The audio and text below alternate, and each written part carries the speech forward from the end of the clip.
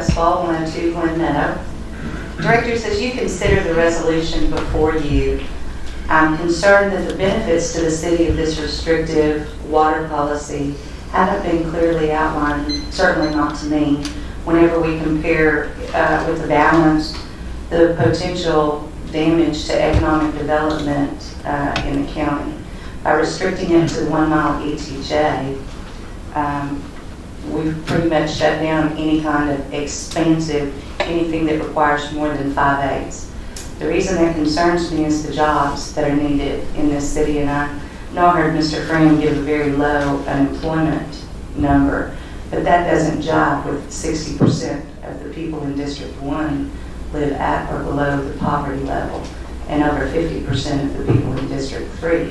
So I think that there is a legitimate need for jobs and economic growth. That I guess a particular concern to me, and I would respectfully ask the directors to when you give your vote, to comment on why you think we need to. I'm holding the 2005 FERC agreement with Energy that shows that we still have 30 MGD per day allowance out of Lake Hamilton. By all reports, the Ouachita water allowance is close. DeGray has been secured.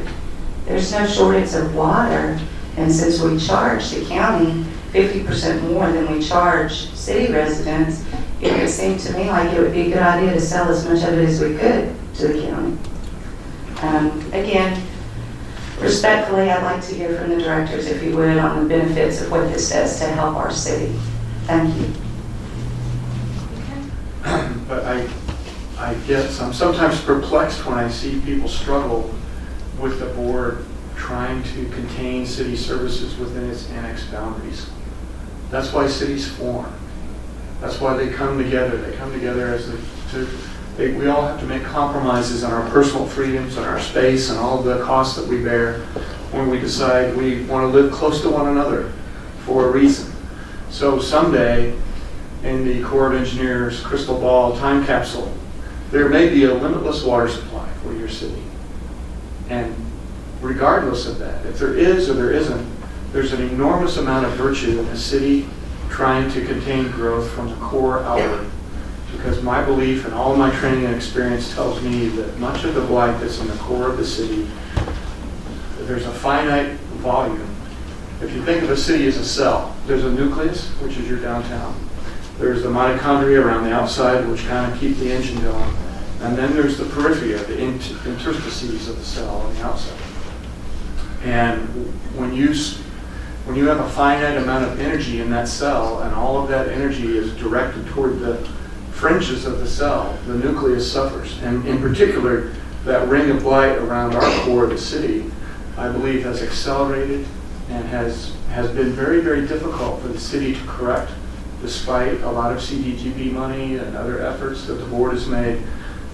You're at cross purposes with the health of the community, what I would call the value of your tax base in the core of the city suffers when you have unbridled sprawl.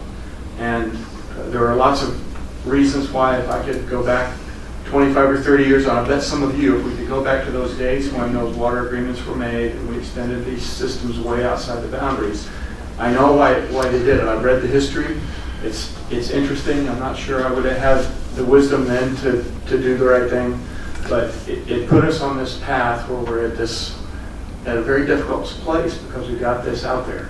Someday when we have our supply issues dealt with, we're still going to have to confront growth management or sprawl containment, or we're going to be Detroit. That's what's going to happen to us. We're going to die from the inside out if we don't do something about sprawl, because you can't simply just grant every connection that comes where you don't have a city. So you're going to have to decide that. And it's going to be harder later when we have water supply. But I believe that growth management is, in the end, it's an economic engine. It helps our economy thrive. It helps us make better use of the spaces and the utility infrastructure that we have, and it creates jobs. And we'll get there.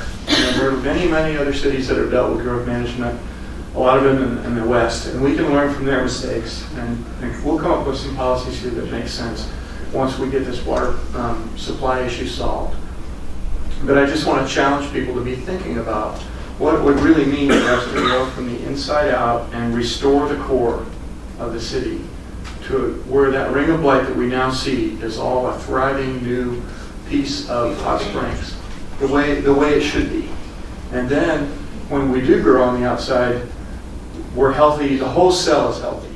It isn't one place is excelling at the expense of the other. The whole thing grows together in a planned, orderly way that provides jobs and opportunities and property values for everybody. So I'm done with my speech, but I just want to make sure we think about that, because solving the water supply problem is a challenge. It's a technical one, and Bill is heavily immersed in that. We're going to get through that. We're going to get a supply.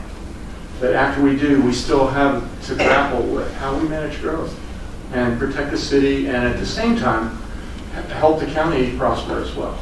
So it'll be a challenge.